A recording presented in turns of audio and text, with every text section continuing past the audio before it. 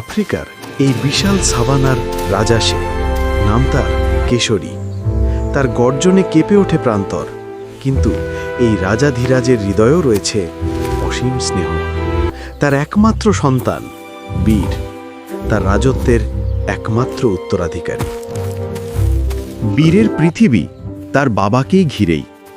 এই বিশাল শক্তিশালী বাবাই তার খেলার সাথী, তার রক্ষাকর্তা। আজ বীরের প্রথম শিকারের পাঠ। কেশরী তাকে শেখাচ্ছে ধৈর্য, সতর্কতা আর মনোযোগ। একজন রাজাকে জানতে হয় কখন অপেক্ষা করতে হয়, কিন্তু মনোযোগ সংযোগ ধরে রাখা যে বড়ই কঠিন। বীরের এখনো অনেক কিছু শেখার বাকি। কেশরী হাল ছাড়ে না। সে জানে এই কঠিন প্রান্তরে টিকে থাকতে হলে বীরকে একদিন তার মতোই দক্ষ হয়ে উঠতে হবে। কিন্তু প্রকৃতি সবসময় সদয় থাকে না। তীব্র খরায় জল শুকিয়ে গেছে, বীরের ছোট্ট শরীরে ক্লান্তি ভর করেছে। বিপদ, এই শব্দ কেশরীর চেনা। এটা মেঘের গর্জন নয়, এটা বন্য মহিষের পালের ছুটে আসা শব্দ। বাবার মনে শুধু একটাই চিন্তা, বীরকে বাঁচাতে হবে। সে বীরকে একটি নিরাপদ ফাটলে ঠেলে দেয়। এখানেই থাকো। তার চোখ যেন সেই কথাই বলছিল। নিয়তির নিষ্ঠুর খেলা।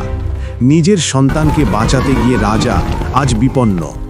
ধুলো আর খুরের তলায় হারিয়ে গেল কেশরীর বিশাল চেহারা।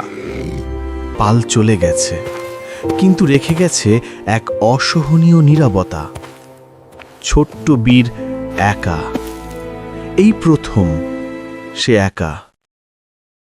ছোট্ট বীরের পৃথিবীটা এক মুহূর্তেই ওলটপালট হয়ে গেল। এদিকে সন্ধ্যা ঘনিয়ে আসলো। বাবার উষ্ণতা ছাড়া এই প্রথম রাত। সাভানার প্রতিটি শব্দই আজ বীরের কাছে এক একটি বিভীষিকা। বাবার জন্য তার বুক ফেটে যাচ্ছে। রাতের অন্ধকার শেষে দিনের আলো ফুটল।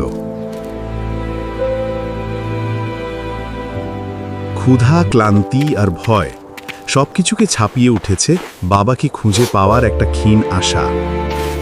বীর দেখে পাথরের আড়ালে ধুলোর মধ্যে কেশরী পড়ে আছে।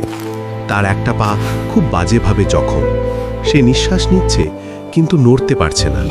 বীর তার কাছে যায়। সে বেঁচে আছে, রাজা বেঁচে আছে। ছেলের স্পর্শে যেন বাবার প্রাণ ফিরে এলো।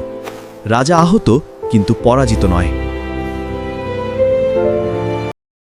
কয়েকদিন পর বীর একটা ছোট গিরগিটি শিকার করার চেষ্টা করছে, যদিও সে ব্যর্থ হয়। বীর তার ছোট্ট শরীর দিয়ে বাবাকে উষ্ণতা দেবার চেষ্টা করছে, যেমনটা কেশরী তাকে করত। কেশরী ধীরে ধীরে দাঁড়ানোর চেষ্টা করছে। বীর তার কাঁধে মাথা দিয়ে সাপোর্ট দেওয়ার ভান করছে। ছোট্ট বীর তার বাবার রক্ষাকর্তা। সে জল খুঁজে আনে না, কিন্তু সে তার বাবার পাশে থাকে। তার এই সাহচর্যই কেশরীর সেরে ওঠার ওষুধ। বাবার শক্তি আর ছেলের ভালোবাসা, এই দুইয়ে মিলে শুরু হলো আর এক লড়াই।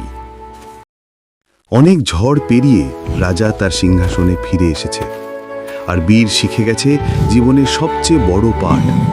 এই গর্জন শুধু সাভানার জন্য নয়, এই গর্জন হলো বাবা ছেলের অটুট বন্ধনের, যা যে কোনো ঝড়কে হার মানাতে পারে। এই বন্ধনই আসল রাজত্ব।